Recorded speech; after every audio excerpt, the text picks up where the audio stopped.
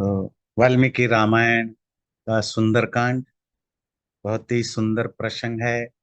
सीता अशोक वाटिका में दुखी परेशान, रावण धमका करके जा चुका है, 2 महीने के अंदर सरेंडर करो नहीं तो तुम्हें काट डालेंगे, और वो पका करके खाएंगे। मैं आगे बढ़ने से पहले एक चीज, मैं अभी थोड़ा रिसर्च कर रहा था कि ये जो राक्षस लोग मांस खाते हैं, मनुष्य का मांस जस्ट ए माइथोलॉजी और नॉट। पर आप में से बहुतों को पता होगा, अगर नहीं है तो इट विल बी सरप्राइजिंग मेरे लिए था कि ये हमेशा से ह्यूमन सोसाइटी में बहुत सारे ऐसे देश, कम्युनिटी रहे हैं जो मनुष्यों का मांस खाते हैं। इवन आज भी अफ्रीका के कोंगो और बहुत सारे ऐसे देश हैं जहाँ कभी कभार मनुष्यों का मांस मनुष्य ही खाता है। एक तो रेगुलर खाने के रूप, दूसरा बहुत से कम्युनिटी में, ट्रेडिशन में ये बिलीफ सिस्टम है, इंक्लूडिंग यूरोप में। और जो मैंने पढ़ा, इवन 17वीं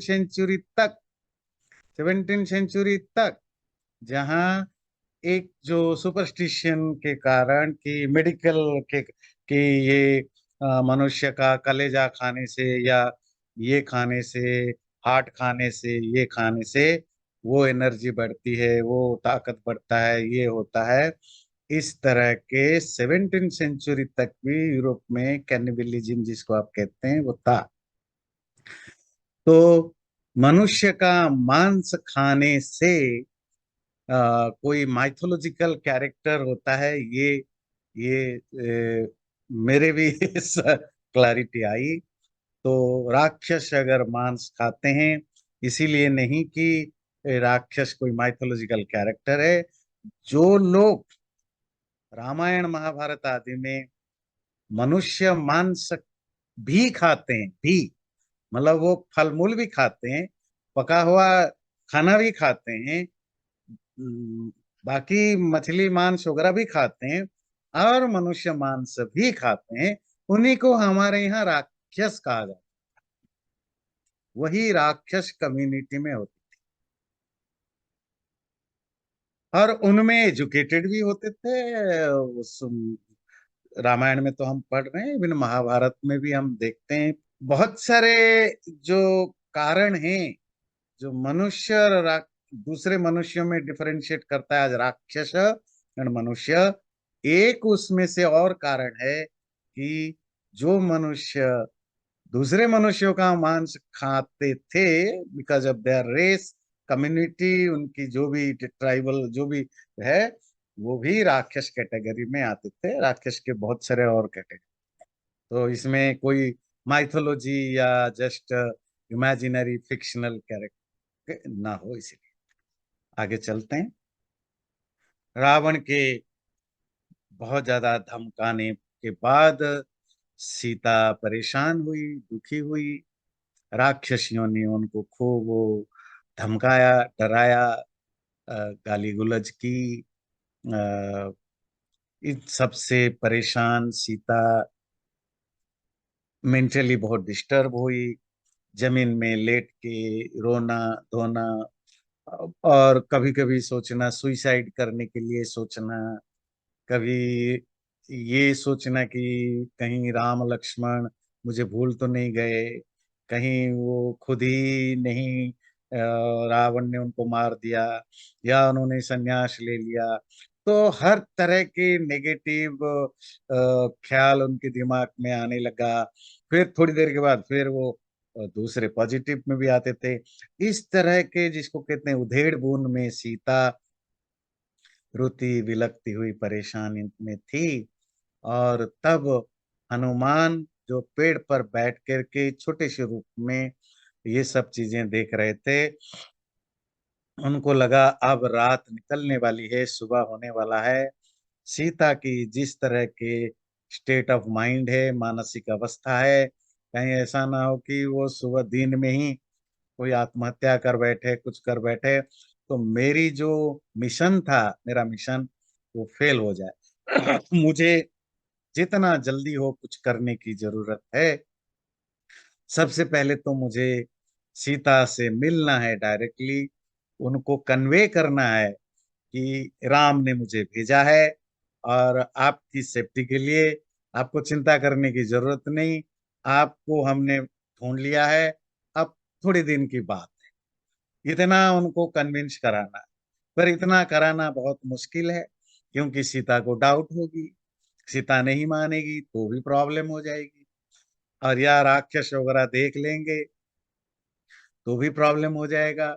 अगर मैं सीता से ना मिल के वापस जाऊं तो राम को कैसे भरोसा होगा कि मैंने सीता को ढूंढा, और भरोसा दिला दूं तो और गुस्सा करेंगे कि भाई तुम देखे तो बात क्यों नहीं किया, मेरे लिए मैसेज लेकर क्यों नहीं आया, उनकी हालत क्यों नहीं पूछी।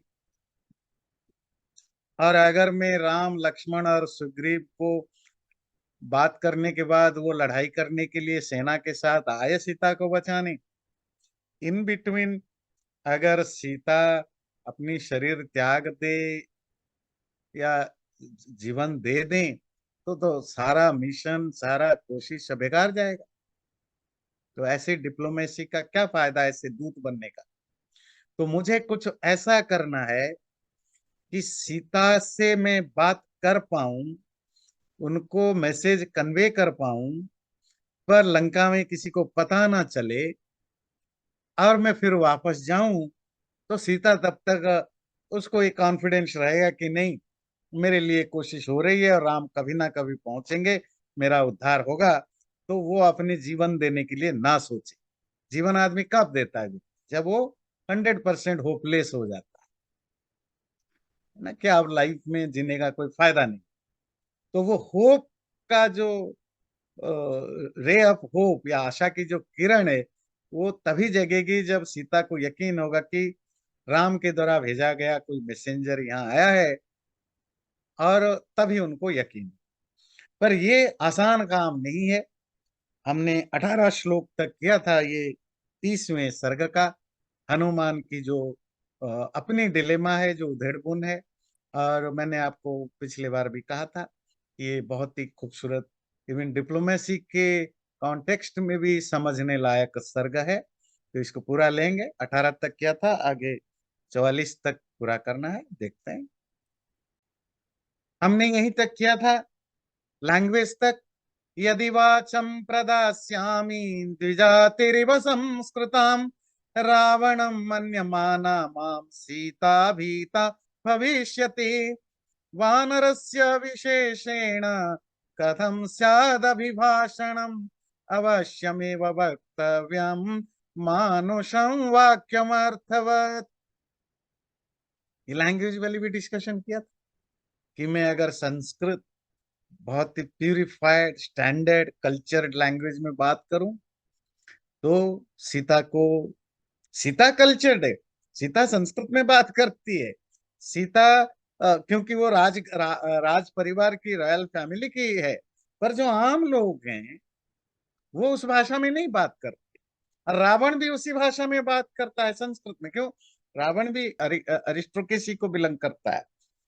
तो पर अगर मैं यहाँ इस भाषा में बोलूं तो सीता को यकीन नहीं होगा कि कोई वानर, कोई वाइल्ड मैन, कोई जंगल में रहने वाला व्यक्ति इतनी शुद्ध, इतनी कल्चर्ड लैंग्वेज में कैसे बात कर सकता है। तो ये जरूर रावण ही होगा, जो भेष बदल के, या रावण का कोई मैसेंजर होगा जो पढ़ा लिखा है, जो भेष बदल के मुझे आता है। तो उनको यकीन नहीं होगा कि मैं वानर हूं, क्योंकि जो संस्कृत है वो द्विजाति बोलते हैं। आप जो पिछली बार नहीं आए थे, जरूर वो वीडियो दिखे, बड़े ही सुंदर डिस्कशन था। क्योंकि कोई भी लैंग्वेज की जो स्टैंडर्ड लैंग्वेज है, जिसको संस्कृत कहा जाता है, संस्कृत की लिटरेरी मीनिंग है प्यूरिफाइड, स्टैंडर्डाइज्ड कल्चर। किसी भी लैंग्वेज की वो हमेशा द्विजाति बोलते हैं, द्विजाति एजुकेटेड लोग बोलते हैं। और मैं वानर हूं। अब वानर जो जंगल में रहने वाले लोग पढ़े लिखे नहीं होते। मैं पढ़ा लिखा हूँ, दैट्स ए डिफरेंट थिंग। मेरे जैसे और दो चार पढ़े लिखे हैं, अंगद भी पढ़ा लिखा है और भी दो चार हैं, पर हमारे हमारे कम्युनिटी में रेयरली कोई पढ़ा लिखा होता है। पर सीता को डाउट होगी, तो मैं क्या करूं? आम मनुष्यों की, जिसको कहते हैं कोलोकियल लैंग्वेज, जो आम लोगों की भाषा में ही बात करूं, तभी सीता को यकीन होगी कि मैं एक वानर हूं, मैं राक्षस नहीं हूं। अब क्या आयरनी देखिए, मतलब आप कल्चर लैंग्वेज बोले तो सीता को क्या डाउट होगा कि ये राक्षस है? मतलब राक्षस ज्यादा सोफिस्टिकेटेड होते थे, इनकी लैंग्वेज ही स्टैंडर्ड लैंग्वेज होती थी। समझ में आती है? मैं इसीलिए शुरू से आपको बोला कि लंका मॉडर्न वेस्टर्न वर्ल्ड के साथ हमेशा, जब भी लंका के बारे में पढ़ें, रावण के बारे में सुने, always compare with the modern western world और यूरोप, हर चीज को, है ना।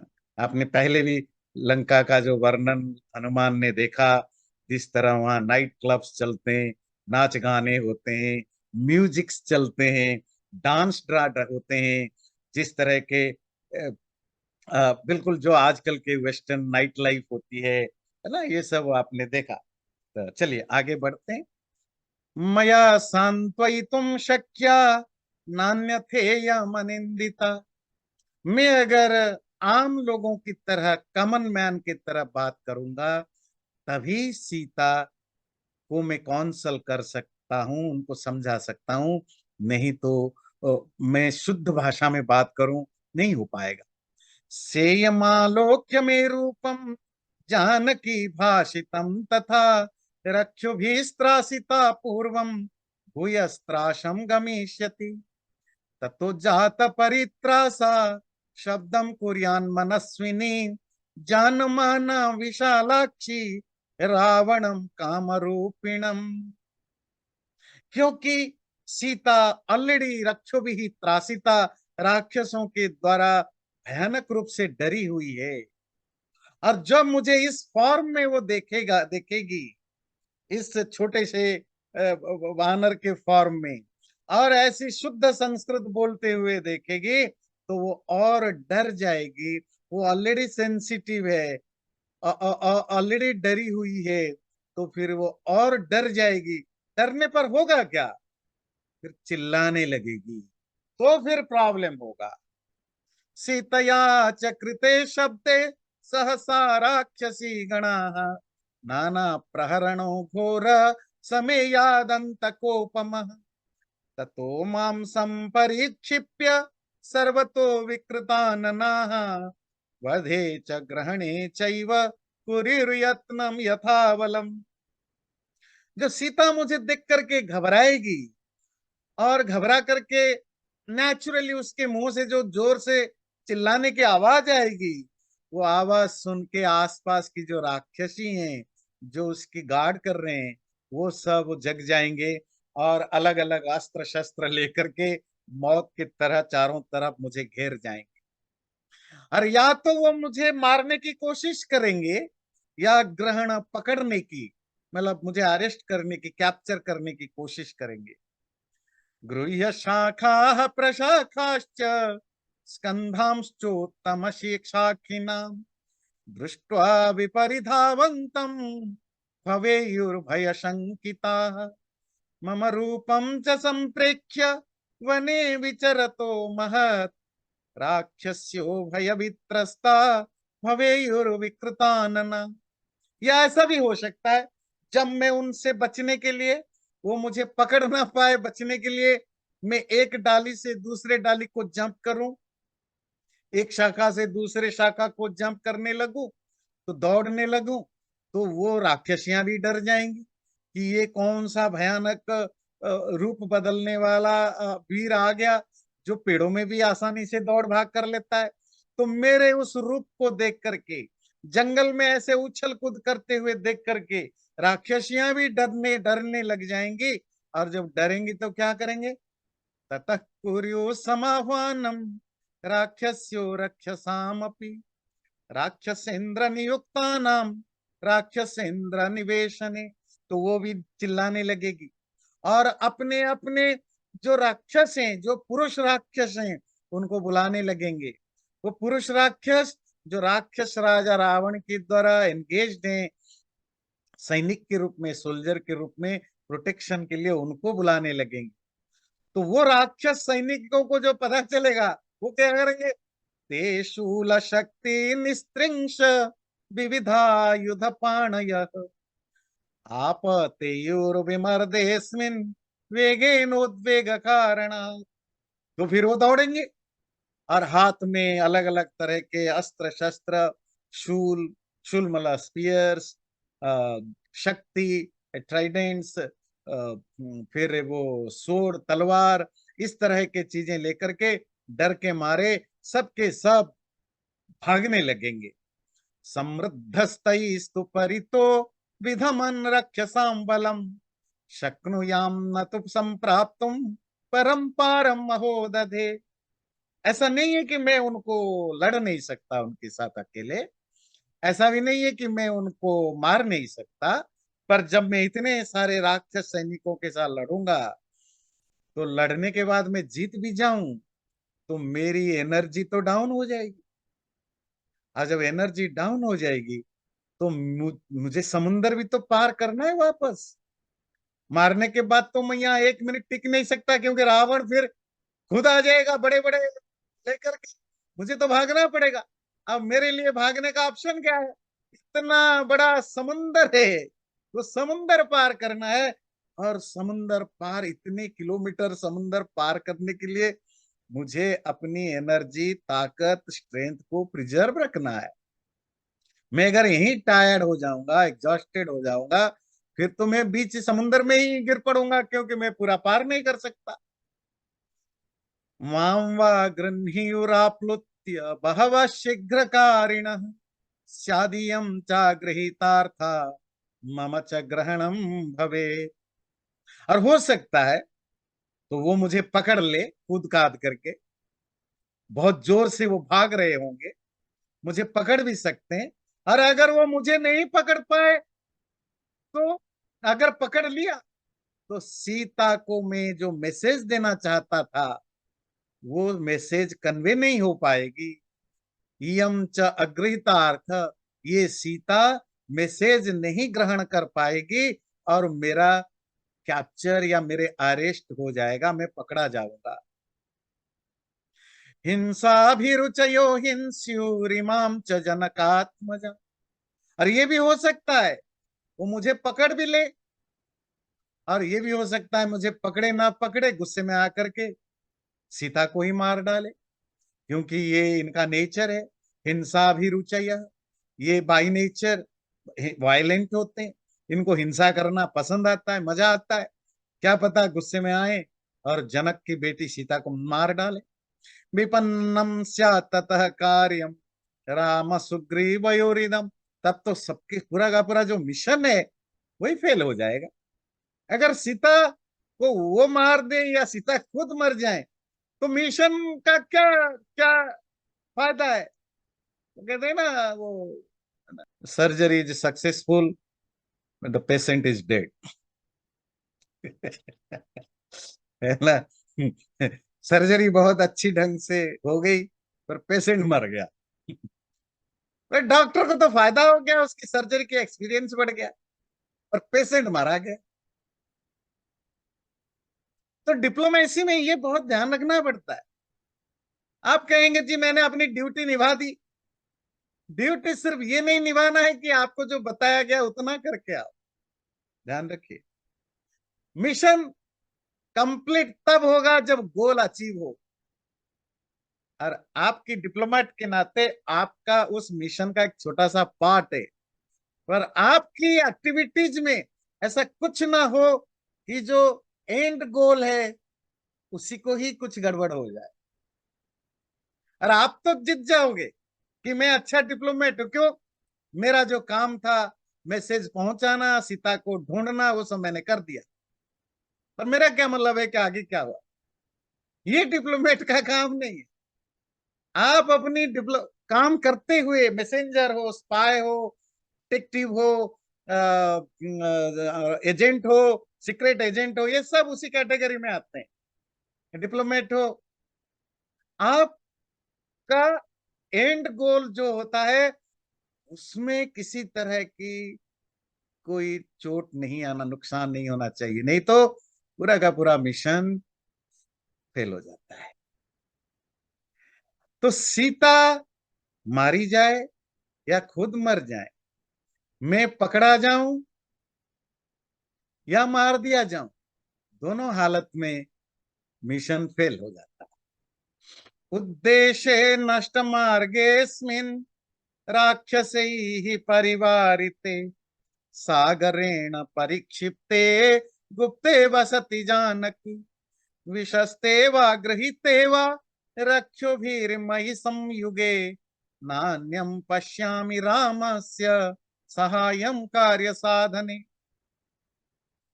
ये जो जगह है जहां पर सीता को रखी गई है, सीता को रखा गया है और राक्षसों के द्वारा घेर के रखी गई है, ये जो लंका, लंका के अंदर अशोक वन, अशोक वन में राक्षसियों के द्वारा घेरी गई सीता, इसका जो लोकेशन है ये नष्ट मार्ग, हिडन है, इसका कोई रास्ता किसी को नहीं पता।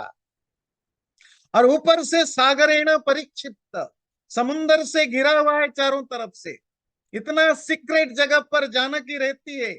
और अगर, और इसको सिर्फ मैं ही जानता हूं, और अगर विशस्ते मेरी हत्या हो, इस लड़ाई, इस लड़ाई में अगर विशस्ते में मार लिया गया, गृहीते या कैप्चर्ड हो गया राक्षसों के द्वारा, नान्यम पश्यामि रामस्य सहायम कार्य साधन, फिर राम की इस मिशन को, सीता को वापस लेने का जो मिशन है, वो टास्क को पूरा कोई नहीं कर सकता, ना ये टास्क कभी कंप्लीट हो सकता है।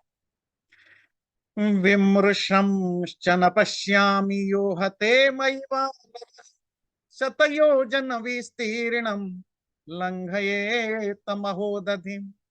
और मैं बहुत सोच समझ, बहुत सोचने के बाद मुझे ये दिख रहा है क्या, कि मैं अगर मारा गया, ऐसा कोई एक भी वानर या नहीं, कोई और नहीं है जो 100 योजन, 100 योजन तक समुन्दर को लांग सके। कामम हंतुम समर्थोस्मि सहस्राण्यपि रक्षसाम न तो शक्ष्यामि संप्राप्तुम परम पारम महोदधे असत्यानि च युद्धानि संशयो मे न रोचते कश्चन निसंशयं कार्यम कुर्यात् प्राज्ञः ससंशयम्। और ऐसा नहीं है कि मैं राक्षसों से डरता हूं, उनको लड़ाई में हरा नहीं सकता, मुझे पता है मैं समर्थ हूं, कैपेबल हूं हजारों राक्षसों को एक साथ लड़ने के लिए, एक साथ में हजारों राक्षस सैनिकों के साथ लड़ सकता हूं। पर बात है कि मैं अगर उनसे लड़ूंगा, उसके बाद न शक्ष्यामि महोदधे पारम परम संप्राप्तुम, इस समुन्दर को पार नहीं कर पाऊं। क्यों? एग्जॉस्टेड हो जाऊं। और समुन्दर इतनी छोटी नहीं है कि एक जंप लगाओ पहुंच जाओगे, आपको 100 योजन तक आपको फ्लाई करना है, उड़ना है। उसके लिए आपके पास उतनी एनर्जी, इतनी स्ट्रेंथ होनी चाहिए, फिजिकल स्ट्रेंथ होनी चाहिए। तो इसीलिए मैं लड़ना नहीं चाह रहा हूं। और नंबर 2, जरूरी नहीं कि लड़ाई हो तो मैं जीतूं। क्यों? असत्यानि च युद्धानि, जो भी लड़ाई होती है इट्स ऑलवेज डाउटफुल, संशयो में न रोचते, इसीलिए मुझे ये वाली आइडिया पसंद नहीं है। कश्चन संशयम कार्यम कुर्यात् प्राज्ञः ससंशयम, ऐसा कौन से विद्वान व्यक्ति होगा, ज्ञानी, जिसका एक साउंड विजडम हो, वो डाउटफुल चीजों को करना पसंद करेगा। दुनिया की कोई भी आर्मी कभी भी लड़ना नहीं चाहता, वो तो पॉलिटिकल लीडर की प्रेशर पड़ता है तो लड़ना हो। क्यों नहीं लड़ना चाहते? क्योंकि आप कितने भी ताकतवर हो, लड़ाई अपने आप में एक डाउटफुल एक्ट है, कोई गारंटी नहीं कि कौन जीतेगा। ये ये उन्हीं को पता है जो ग्राउंड पर होते, इसलिए दुनिया की कोई भी आर्मी कभी नहीं लड़ना चाहती, क्योंकि आर्मी को ही पता है कि आप कितने भी पावरफुल बनो, दूसरे को कितना भी कमजोर समझो, कोई गारंटी नहीं कि आप जीतोगे। और आपको अगर कंटेम्पररी एग्जाम्पल्स देखना है, अमेरिका जैसे पावरफुल देश वियतनाम पर लड़ाई की, और सालों तक लड़ाइयां चली। शुरू शुरू में वियतनाम वाले लग रहे थे हार रहे, बाद वो तो छोटा सा देश है, उनकी टेक्नोलॉजी जीरो है, सैनिक भी कम है, पैसा भी नहीं है, और वो हारना लग रहा था।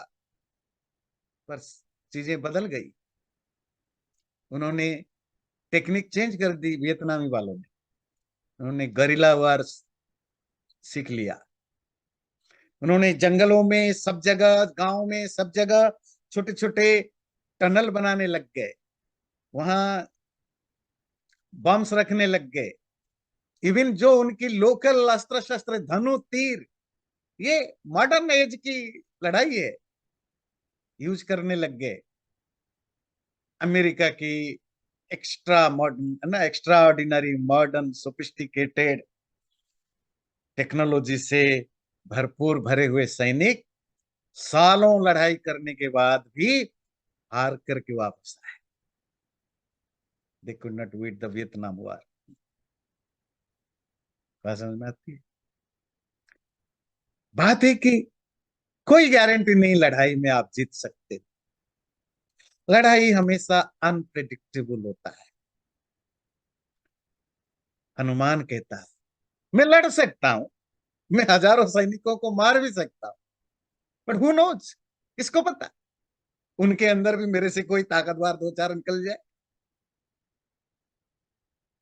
तो इसीलिए मैं लड़ना अभी मेरे प्रेफरेंस में नहीं होगा।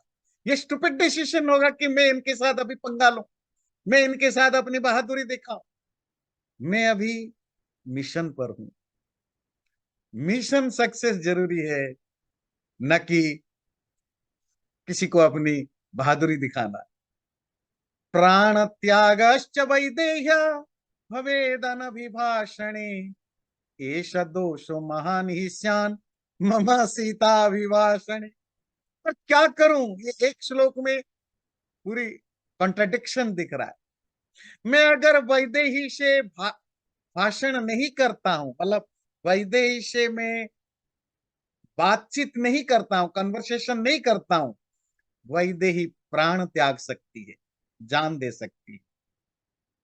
और अगर मैं वैदेही से बातचीत करता हूं, तो मेरे तरफ से एक बहुत बड़ी गलती हो जाएगी, और वो गलती क्या होगी, मैं पकड़ा जाऊंगा, एक्सपोज्ड हो जाऊंगा, तो पूरा मिशन फ्लॉप हो सकता है ना। तलवार के धार दोनों तरफ, सीता से ना मिलूं, बात ना करूं, जो सीता की मैंने मेंटल स्टेट देख रहा हूं, वो कभी भी सुइसाइड मर सकती है। और मैं सीता से बात करूं, सीता खुद चिल्ला सकती है, राक्षसियां चिल्ला सकते हैं, कैसे भी है मैं एक्सपोज हो सकता हूं। तो भी सीता अगर मारी जाएगी या मैं मारा गया, तो भी राम का मिशन फेल है। ये दोनों मेरे लिए, ये दोनों ऑप्शन है।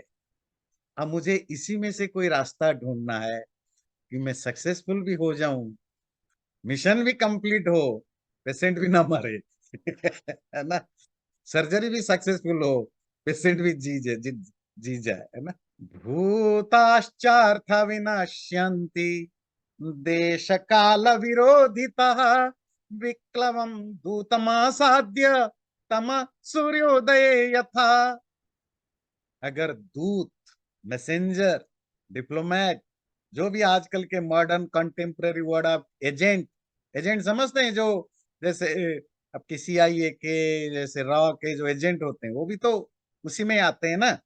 तो वो एजेंट हो, मैसेंजर हो, डिप्लोमेट हो, अगर वो विक्लव है, अगर वो कंफ्यूज्ड है, अगर उसकी बुद्धि ठीक से काम नहीं कर रहा है, तो भूताश्च अर्था विनश्यन्ति, जो बनी बनाई प्लान है वो नष्ट हो जाएगा। जो एंड गोल है वो भी नष्ट हो जाएगा, जो मिशन है वो बर्बाद हो जाएगा। कब? देश काल विरोधिता।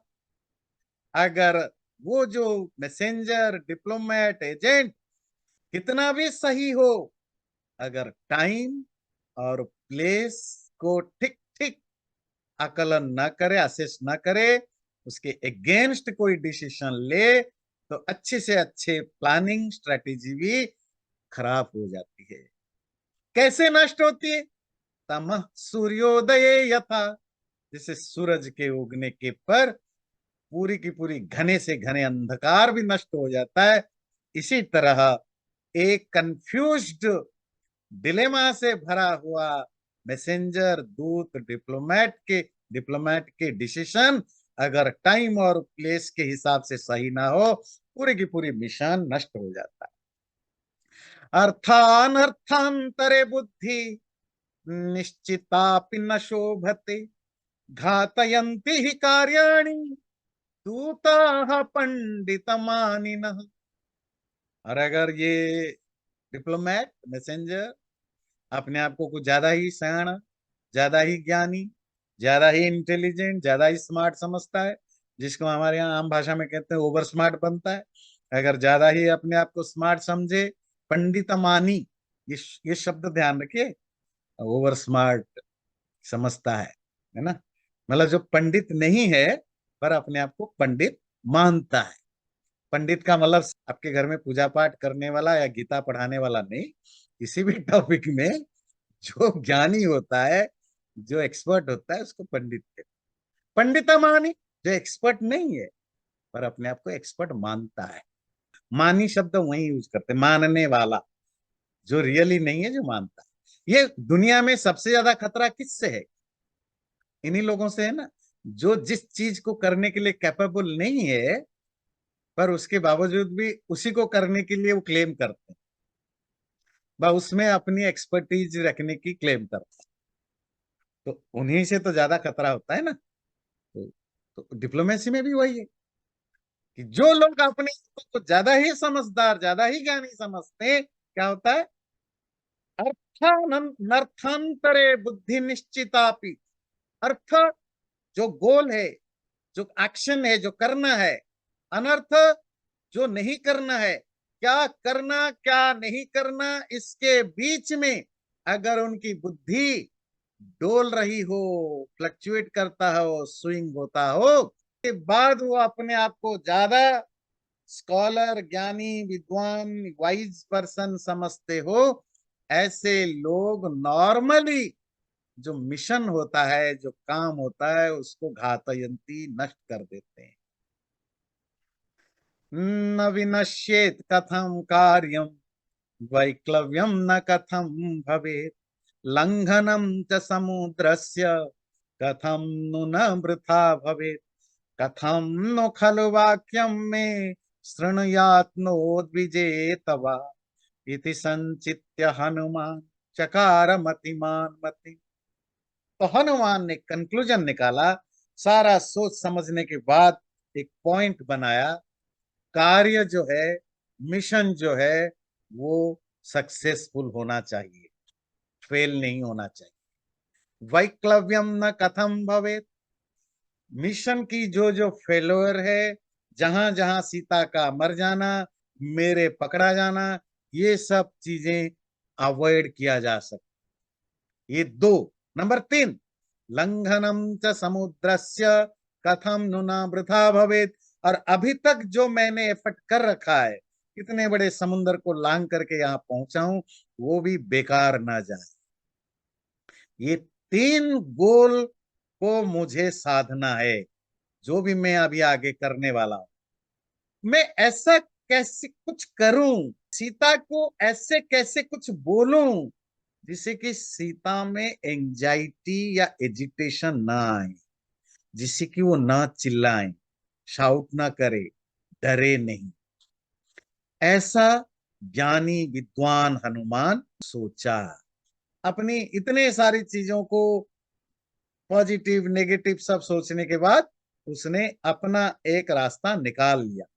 राममक्लिष्ट कर्माणम सुबंधुमनुकीर्तयन् नैनामुद्वेजयिष्यामि तद्बंधुगत मानसा। तो मैं ऐसा करूंगा, राम ने अक्लिष्ट कर्म, कभी किसी तरह का बुरा काम नहीं करते हैं। सुबंधु, सीता के परम मित्र हैं। पति और पत्नी का सबसे बड़ा फ्रेंड कौन होता है, वेल विशर कौन होता है, उसकी पति या पत्नी। तो सीता का सबसे बड़ा बंधु कौन है, राम है। तो सुबंधु का मतलब होता है स्पाउस, जो उसके बेस्ट वेल विशर है। तो अपने सुबंधु राम की अनुकीर्तन करूंगा, अर्थात उनका गुणगान करूंगा। ऐसे गुणगान करूंगा कि वो बहुत ज्यादा एजिटेटेड या डरे नहीं। मतलब आराम से धीरे धीरे मैं राम के बारे में कुछ अच्छी अच्छी चीजें बताऊंगा, तद बंधुगत मानसा, जिससे कि उसको धीरे धीरे फील हो कि अच्छा कोई राम के बारे में कुछ बता रहा है, और वो अचानक चिल्लाएगी नहीं डर के मारे। इक्ष्वाकुणाम वरिष्ठस्य रामस्य विदितात्मनः शुभानि धर्मयुक्तानि वचनानि समर्पयन् श्रावयिष्यामि सर्वाणि मधुरां प्रब्रुवन् गिरां श्रद्धास्यति यथा हीयं तथा सर्वं समाधते। तो मैं क्या करूंगा, मैं इक्ष्वाकु खानदान का जो रिस्पेक्टेबल पर्सन है राम, जो कि अगेन विदितात्मा, पिछली बार भी कह रहा था, राम के बारे में ज्ञातात्मा विदितात्मा, मतलब जो खुद को जानता है, सेल्फ नोअर, सेल्फ रियलाइज्ड, आत्मज्ञानी। ऐसे राम के बारे में मैं शुभानी, अच्छी अच्छी, उनकी तारीफ करने वाली अच्छी अच्छी बातें बोलूंगा। श्रावयिष्यामि, सुनाऊंगा। और जो बोलूंगा बहुत धीरे सॉफ्ट वे में और मीठे मीठे तरीके से बोलूंगा। उसे होगा क्या, सीता ग्रेजुअली मेरे बात पर अटेंशन देने लगेगी। इंस्टेड ऑफ शाउटिंग वो अटेंटिव होगी। आप देखेंगे हनुमान ने किस टाइप से शुरू किया, वो बहुत इंटरेस्टिंग है कि ऐसे सिचुएशन में कैसे डील किया जाता है।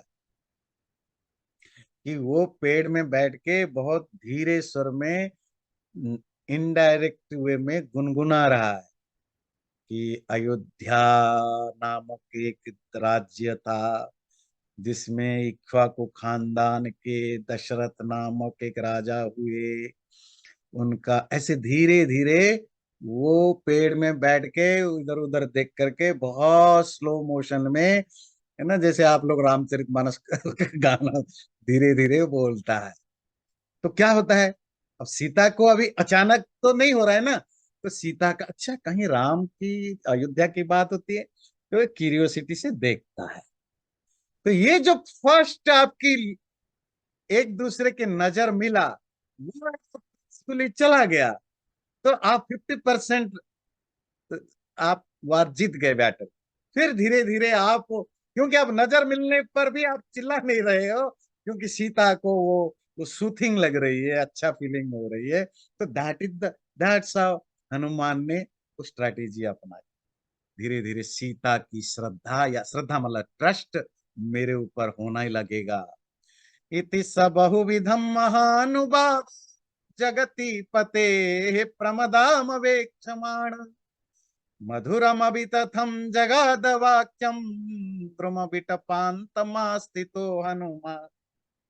इस तरह हनुमान जो कि महानुभाव है, बहुत ही मैग्निनिमस है, बहुत ही ज्ञानी और विद्वान है, वो राजा राम की पत्नी सीता को देख करके मीठे मीठे आवाज से बोलना शुरू किया।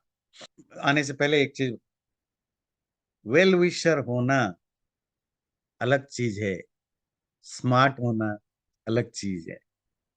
संस्कृत में एक श्लोक है, श्लोक अभी याद नहीं आ रहा है, उसका अर्थ है, हजारों मूर्ख दोस्तों से अच्छा है एक स्मार्ट शत्रु होना। आपके लाइफ में अगर हजारों स्टूपिड, इग्नोरेंट, मूर्ख दोस्त हैं, उससे बेटर है कि एक दुश्मन है और वो बहुत स्मार्ट है। क्यों? आप उस स्मार्ट शत्रु से बहुत कुछ सीख सकते हो, अपने आप को प्रोटेक्ट की। ये हजारों दोस्त तुम्हें बर्बाद करेंगे टाइम, और उसके लिए एक खूबसूरत कहानी होती है? कहानी है कि राजा का, आप लोगों ने सुना भी हो, राजा का एक बहुत वफादार, बहुत ट्रस्टवर्थी सेवक था।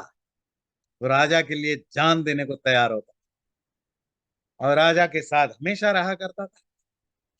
एक दिन राजा सोए हुए थे, और राजा को एक, सोए हुए थे तो एक मक्खी आई, भिनभिनाने लगी।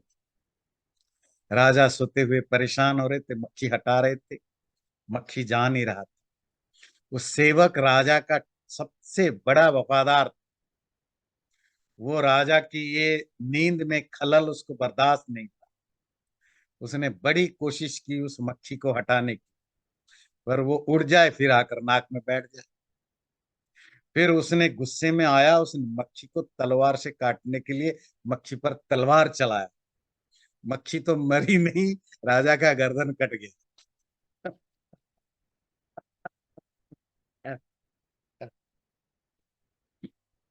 पर यकीन मानिए, वो बहुत ही वफादार था। उसकी वफा, वफा समझते हैं ना, ट्रस्टवर्थी, जीरो डाउट है। इसीलिए लाइफ में कभी ऐसे वेल विशर, ऐसे फ्रेंड्स मत पालिए जो जो जो मूर्ख है। उस पर दया रखिए, पर अपने से दूर रखिए। इससे अच्छा एक दुश्मन पाल लीजिए जो बहुत इंटेलिजेंट हो। क्योंकि जब दुश्मन इंटेलिजेंट होता है तो आपको परेशान करने के लिए कुछ ना कुछ रास्ता ढूंढता है, तो आप उसे सीख जाते हो। अच्छा, ये भी होता है, पर आप भी धीरे धीरे स्मार्ट बन जाओ। आगे चलते, तो हनुमान क्या करते हैं अब? एवं बहुविधां चिंतां चिंतयित्वा महाकपिः संस्रवे मधुरं वाक्यं वैदेह्या व्यजहारः। राजा दशरथो नाम रथ कुंजर पुण्यशीलो महाकीर्तिरिक्ष्वाकुण महायशः। इस तरह हनुमान ने बहुत सोच समझ के, बहुत तरह के ऑप्शंस को एक्सप्लोर करके उन्होंने रास्ता निकाला, और उन्होंने वैदेही के लिए, सीता के लिए बहुत ही मीठे, स्वीट, सूथिंग लैंग्वेज, टोन से उन्होंने ये बोलना शुरू किया कि एक थे राजा इक्ष्वाकु वंश में, जो रथ चलाने में, हाथी चलाने में, घोड़ा चलाने में भी महारथ थे। बहुत ही पुण्यशील थे, बहुत ही मेरिटोरियस, धार्मिक थे, महाकीर्ति उनके बड़े फेमस भी थे। राजर्षिणाम गुण श्रेष्ठ तपसा चर्षि भी सम, चक्रवर्ती कुले जातः पुरंदर समूह बले।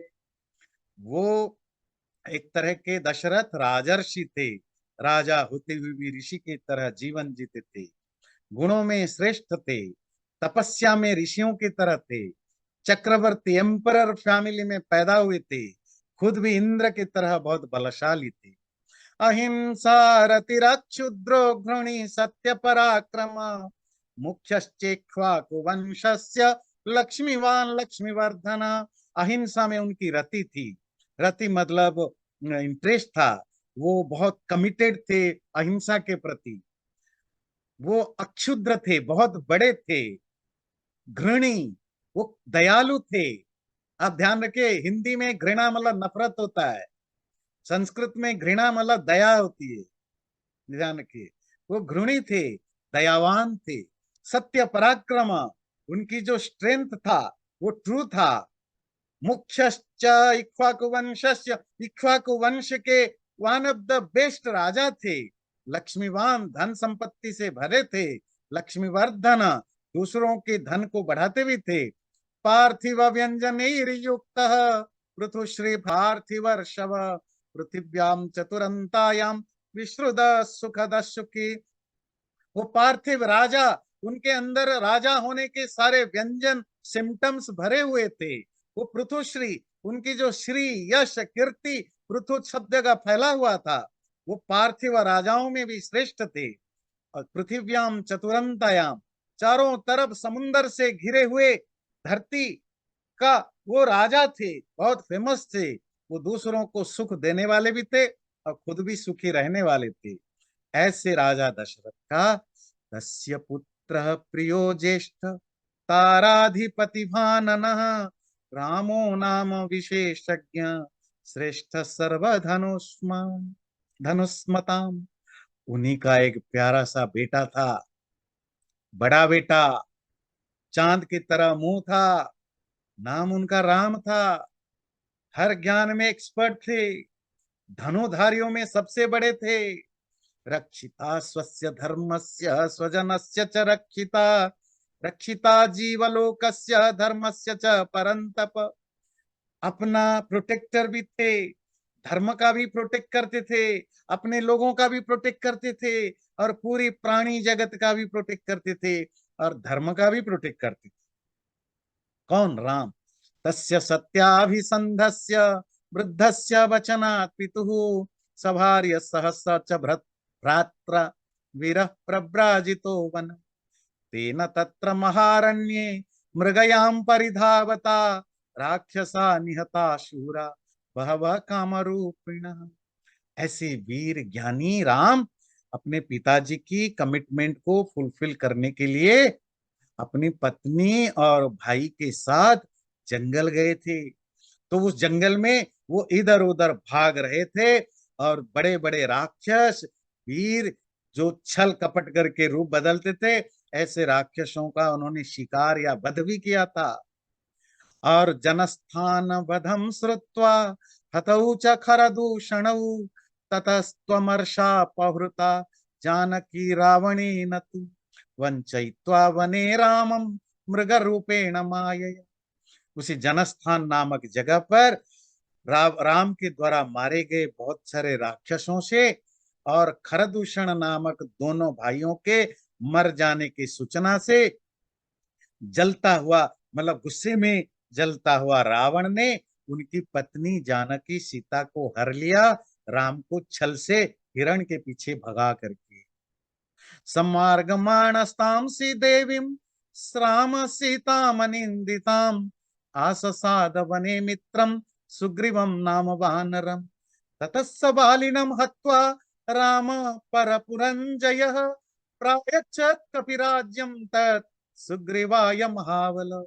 और उस देवी सीता को ढूंढते ढूंढते राम जंगल में सुग्रीव नामक वानर से दोस्ती कर बैठे, और उस सुग्रीव की दोस्ती के कारण उन्होंने महाबली, बहुत बड़े पावरफुल राजा बाली का उन्होंने वध किया, और वो राज्य जो मिला किष्किंधा उसको सुग्रीव को उन्होंने सौंपा।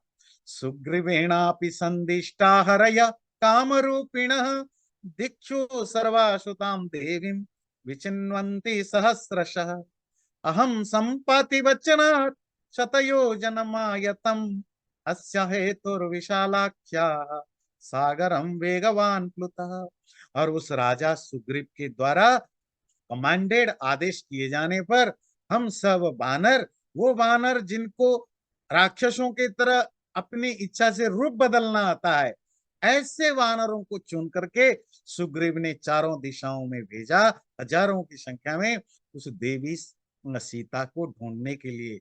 और मैं वही उन्हीं में से एक हनुमान संपाति के द्वारा समझाए जाने पर 100 योजन दूर वाला समुन्दर को पार करके अभी हे विशालाक्षी बड़े बड़े आंख वाली सीता, आपकी को ढूंढने के लिए यहाँ पहुंचा हूं।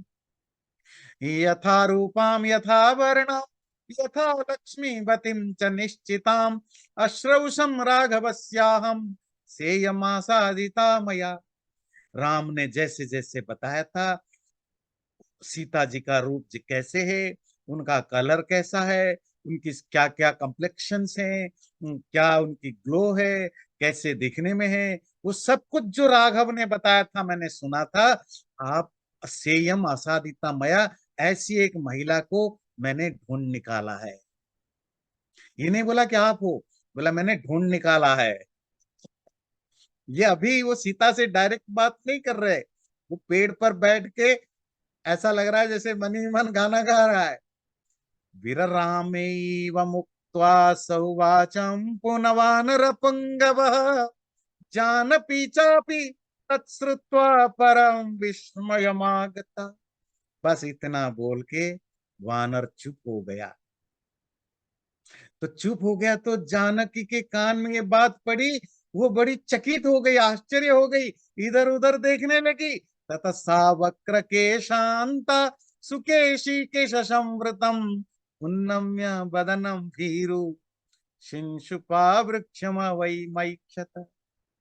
तो घुंघराले बाल वाली, अच्छे बाल वाली सीता, जिसके मुंह पर बाल गिरे पड़े हैं, अपने बाल को थोड़े से मुंह से हटाया, मुंह को थोड़ा से ऊपर किया, वो सिंसुपा पेड़ की ओर देख करके देखा।